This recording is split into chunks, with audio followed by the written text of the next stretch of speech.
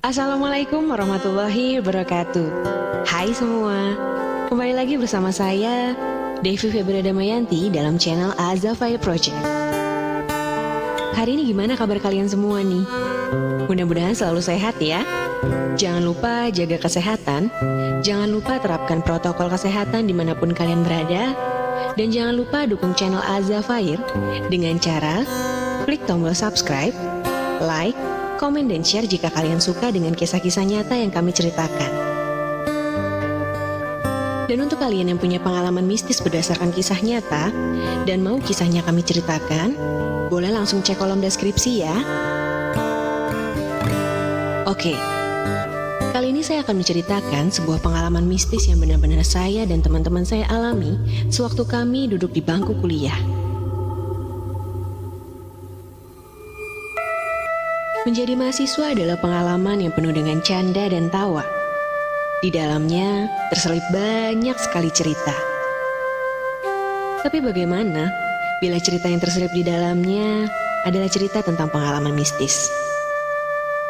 Seperti yang saya dan teman-teman saya alami ketika kami masih menjadi mahasiswi di salah satu universitas swasta di daerah Jakarta Timur. Saat itu jarak kampus yang jauh dari tempat tinggal kami mengharuskan kami untuk mencari rumah kos. Saya dan Reni tinggal di satu kosan yang sama. Sedangkan Tika dan yang lainnya tinggal di kosan yang berjarak kurang lebih 10 rumah dari kosan kami. Sekilas kosan mereka tampak seperti rumah kosan pada umumnya. Ada 2 kamar di lantai bawah dan beberapa kamar di lantai atas. Singkat cerita, Tika dan yang lainnya mulai menyadari adanya keanehan-keanehan yang terjadi sejak pertama kali menempati kosan itu. Bahkan Mbak Susi, penjaga kosan mereka pun tampak aneh dengan peraturan-peraturan yang dibuatnya. Kejadian mistis diawali dengan perasaan janggal yang mereka rasakan, serta cerita dari Kak Farah, kakak tingkat kami yang juga tinggal di kosan itu. Kak Farah mengatakan bahwa ia pernah melihat sesosok wanita berbaju putih dan berambut panjang yang kerap lalu lalang di dapur dan di kamar mandi atas. Beberapa keanehan juga sering terjadi, seperti televisi yang tiba-tiba menyala lalu mati dengan sendirinya, dan juga cerita Kak Farah yang mengaku melihat sosok wanita berambut panjang sedang duduk di depan TV.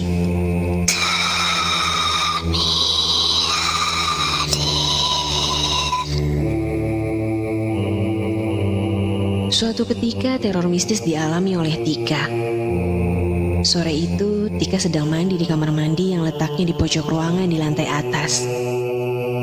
Lalu sayup-sayup, Tika mendengar suara musik dan suara perempuan dari kamar Kak Farah yang letaknya di dekat kamar mandi.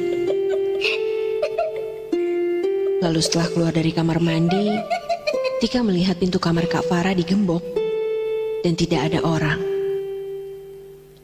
Seketika bulu kuduknya meremang, dan ia pun langsung bergegas menuju kamarnya. Tika juga kerap kali bermimpi melihat sesosok makhluk berbalut kain kafan sedang berdiri di tangga. Dan beberapa hari kemudian, Tika mengalami kejadian mistis yang benar-benar membuatnya syok. Ya, malam itu sedang hujan deras. Tiba-tiba, listrik padam dan suasana kamar menjadi gelap. Dalam kegelapan, Tika dan teman satu kamarnya melihat sosok makhluk berbalut kain kafan yang sedang berdiri tepat di depan tempat tidurnya. Mereka sadar, tapi tidak bisa berbicara dan menggerakkan badannya. Sampai akhirnya, sosok itu hilang dengan sendirinya.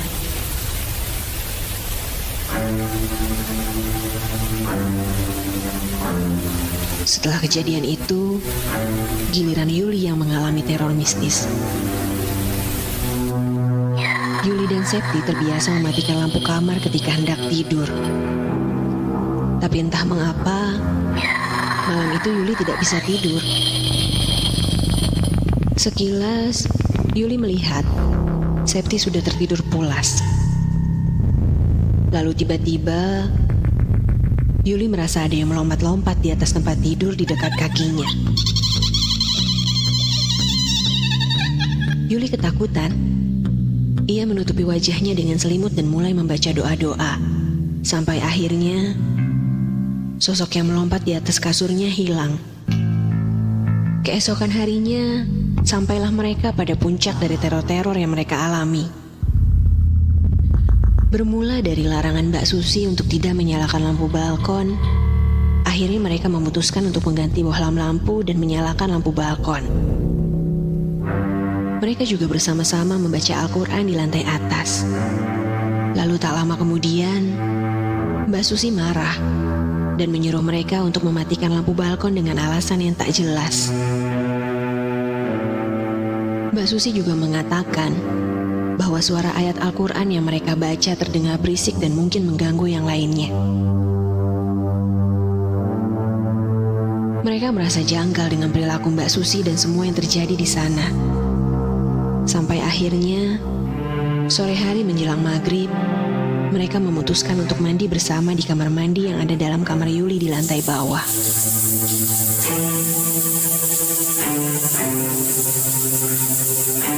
Saat mandi, Tika dan yang lainnya mungkin tidak sadar bahwa mereka tertawa dan bercanda dengan suara yang mungkin agak keras. Selesai mandi, Tika merasakan kakinya terasa lemas. Apalagi ketika mendapat telepon dari orang tuanya yang menyuruhnya untuk keluar dari kosan itu.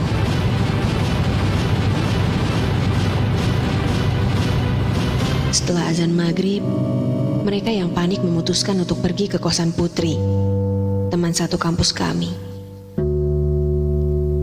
Lalu sesampainya mereka di kosan Putri, sesuatu yang aneh terjadi pada Tika.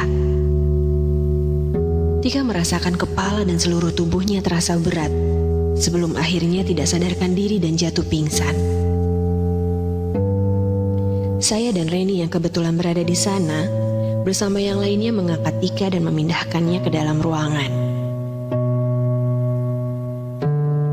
Ibu kos yang panik langsung menghubungi seorang ustadz.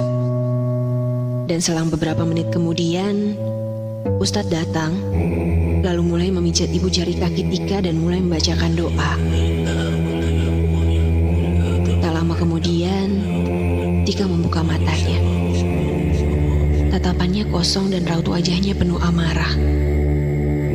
Ia meronta. Tenaganya menjadi 2 kali lipat tenaga manusia pada umumnya. Sosok yang merasuki tubuh Tika marah dan merasa terganggu. Lalu menyuruh Tika dan yang lainnya keluar dari kosan itu. Sosok itu juga mengatakan bahwa mereka sudah lama tinggal di tempat itu.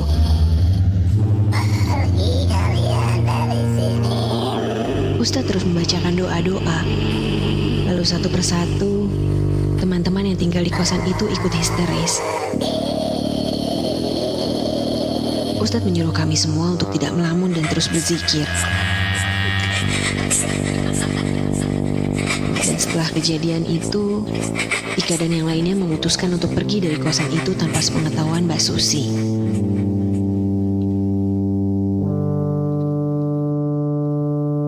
Satu minggu setelah kejadian itu, giliran saya dan kakak saya yang diteror makhluk-makhluk tak kasat mata penghuni kosan Tika.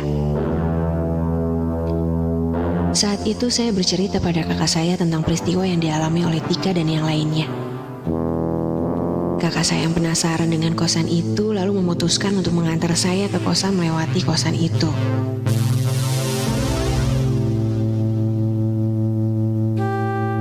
Dan selama beberapa hari, tidak ada apapun yang terjadi. Tapi di hari ketiga setelah melewati kosan angker itu, saya bermimpi. Didatangi satu sosok makhluk berbalut kain kafan dan satu sosok wanita berambut panjang berbaju putih. Di dalam mimpi makhluk itu datang ke kosan saya. Lalu mundur perlahan setelah saya bacakan Al-Fatihah dan ayat kursi. Ketika terbangun dari mimpi, saya langsung menghubungi kakak saya. menceritakan mimpi yang baru saja saya alami. Dan ternyata kakak saya mengalami kejadian yang sama. Didatangi penghuni kosan angker itu lewat mimpi. Di mimpinya kakak saya sedang tertidur, lalu didatangi oleh dua makhluk berbalut kain kafan, satu sosok wanita berbaju putih berambut panjang, satu tuyul dan satu makhluk hitam tinggi besar. Ia bercerita, dalam mimpinya tidak bisa bergerak. Lalu tiba-tiba, saya datang dalam mimpinya dan menepuk pundaknya. Setelah itu, ia tersadar dengan keringat yang membasahi dahinya.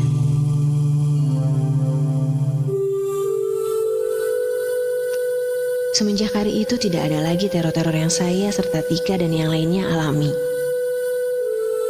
Kami mendapatkan pengalaman dan pelajaran yang sangat berharga dari kejadian itu. Satu hal yang kami sadari, bahwa iman dan kekuatan doa dapat menyelamatkan seseorang dari segala mara bahaya. Sekian podcast dari saya.